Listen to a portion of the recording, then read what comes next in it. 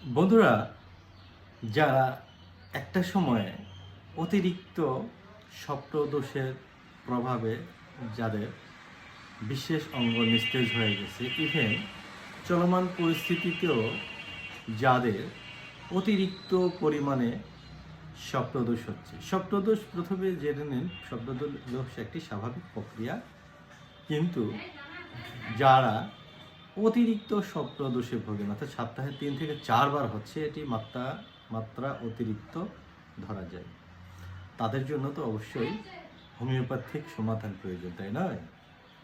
So সেই ক্ষেত্রে মাত্রা অতিরিক্ত স্বপ্নদোষ নিয়ন্ত্রণের জন্য হোমিওপ্যাথিতে একটি মেডিসিন আছে, যেটির নাম হচ্ছে সালিস নাইগ্রা, ঘরোয়া রেমেডি। এই রেমেডিটি যারা স্বপ্নদোষ, হস্ত মৈথুন, হাত দ্বারাও যাদের ক্ষতি হয় তাদের জন্য কার্যকরী।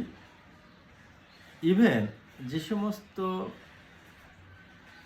স্ত্রীদের স্বামী বিদেশে থাকে, তাদের অতিরিক্ত যে চাহিদা এটি নিয়ন্ত্রণ করতে কাজ করে সালিস নাইগ্রা। যেহেতু এটি স্বপ্নদোষ নিয়ন্ত্রণ করে, এটি অতিরিক্ত চাহিদাও কমিয়ে দেয়। এটি খাবার নিয়ম হচ্ছে 10 থেকে 15 ফোঁটা 3 বেলা খাবারের পরে সামান্য পানি সহ সেবন করতে হবে, তাহলে সব কিছু নিয়ন্ত্রণে আসবে।